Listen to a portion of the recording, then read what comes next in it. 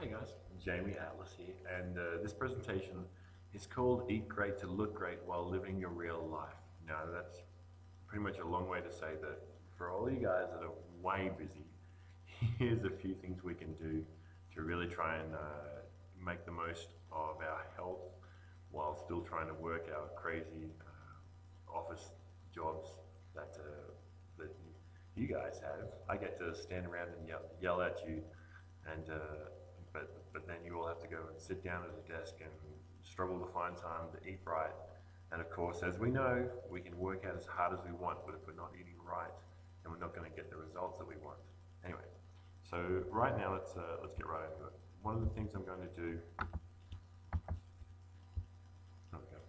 One of the things I'm going to talk about is daily habits, things we do every day that can make a big difference on how our body looks and feels. Also at the office, at the restaurant, in a pinch, and I'll talk about at home. Would you, could you on a train? One of my favorite books, we next in here. Yeah, that's right. Alright, so help yourself make good decisions, part one. If you can get to sleep the same time every night, that's going to make a big difference. Your body consistently wants to get into a cycle. If you can do that, then you're going to rock and roll. Make a plan the day before.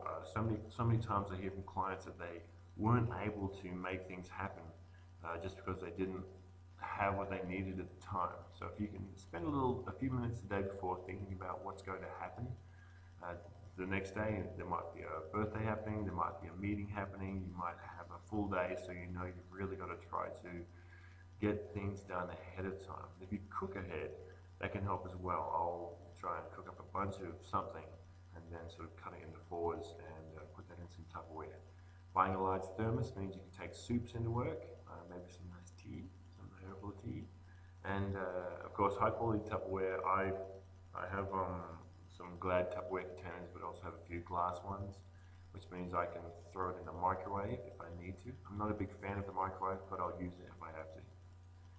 Visit a farmer's market, that way you can get a bunch of food and get it at a cheap price and support your local farmers, which is always good. Chewing is very important. So many of us don't really think about or give gratitude for the food that we're eating. Take your time, enjoy it, taste the flavors. Really, it's one of those things that most of the digestion process actually happens in the mouth. So the more you can chop that down, the easier it'll be for your body to move it through. Last one is, you don't have to clean the plate. So many of us grew up in being part of the clean plate club, and the truth is that when you arrive, one of the strategies we'll talk about later involves basically when you sit down at a restaurant to say, you know, I just ate earlier today, I'm still kind of stuffed, can you just bring me a box right now and I'll just half it? Because this way you'll end up with some healthy leftovers for later, maybe the next day for lunch or for a snack of some sort. So that way you'll be planning ahead already. Okay. Help yourself make good decisions, part two. Prepare food with leftovers in mind, talked about that. Shopping ahead is also important. Don't get caught reactively. You can find that you can make a bunch of things from certain ingredients in different combinations. So think about what things can go with other things. In other words, kind of like if you were building a wardrobe, you would want a black dress that could match other things. You'd also want maybe some chicken or some different spices you could use to dress up the chicken. Buy smaller plates, bowls, cutlery. If we have large plates or large bowls, then we want to fill them with food. However, if we have smaller plates or bowls, then we actually will end up eating less. There's all sorts of good research to show that. Purchase a deep freeze and bulk buy it. Bulk buy it. I'm about to buy half a cow, and it's going to be grass raised and grass finished, which is going to make it super healthy. And anytime I need a high quality steak, I'm going to be able to go downstairs and grab it. And if I'm thinking it through, I'll be able to defrost it kind of a day and a half ahead. So then I will get it, I'll have delicious steak, and I won't have to go out and try and find some food and not trust that it's a high quality. Avoid foods, and this is one that a lot of us have heard me talk about already. Avoid foods that negatively affect your blood sugar, insulin levels, and water retention. Blood sugar, obviously things that are high, things that get to our system quickly, can of Coke, candy bar, or those are the easy things. Insulin levels, so being corrected, are also affected when the blood sugar is affected. And water retention can be affected by things like wheat, milk, other foods that our body might not react well to. It means we're not necessarily gaining fat, but it means that we are gaining water, which will end up on the scale and on our body as looking like fat. If you look at the Biggest Loser competitions, most of the competitors lose massive amounts of weight in the first few weeks. That's actually large amounts of water. And that water is basically water weight being lost because they're no longer taking in the things that their body is retaining water to try and dilute. In other words, if we eat something that our body is slightly allergic to, then it retains water. It's trying to dilute whatever that is. Okay, daily habits. Daily habits, we want to take fish oil, vitamin D, some sort of multivitamin. If you can eat 30 grams of protein within 30 minutes of waking up, now my morning clients, you're going to have a problem with this. You'll have to try and get as much protein in as you can through the almond butter you'll have before the workout. But then as soon as you're done with the workout, get this into you.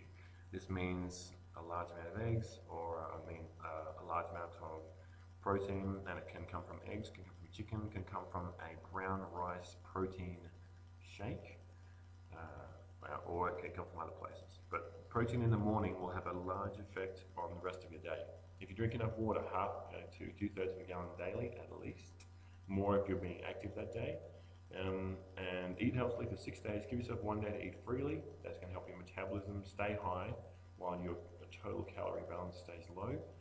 Not that calories are important, but that your blood sugar will stay level. Move around every 30 to 45 minutes. Keep your body active. If you sit still, your metabolism goes through the floor. Even just standing up and going over and just walking around for a little bit, or just a few minutes, can make a big difference on keeping your metabolism sparked up at the office. Guys, what I'm going to do is, I'm not going to make this too long because I want to keep it bite-sized. So let me just cover this slide and then I'll wrap it up. Breakfast like a king, lunch like a prince, dinner like a pauper. Again, large, healthy breakfast, lots of protein. Lunch is medium-sized, maybe a salad with some tuna.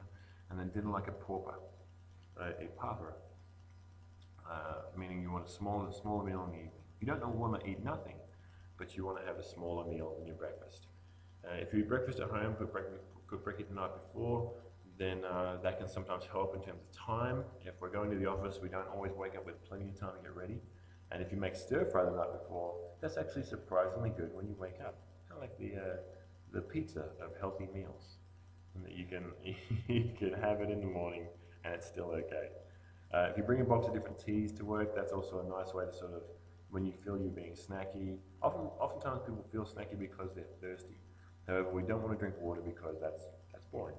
But if we were to bring different teas in, maybe make your own pomegranate tea, people will go in and buy large containers of tea and spend massive amounts of money on it. Whereas if you had some hot water and made some tea and then mixed some ice and cold water with it, then you would have your own special pomegranate tea drink.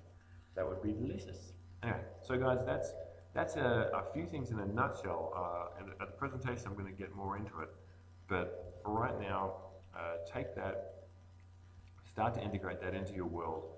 And when I've done the presentation, I'll probably have an update online as well. So keep an eye out for that. Okay? Thank you so much, guys. Hopefully, I'll see you tomorrow night at 6 p.m. at Bonza on Tuesday, March 15th. If not, then thanks for taking the time and paying attention to this.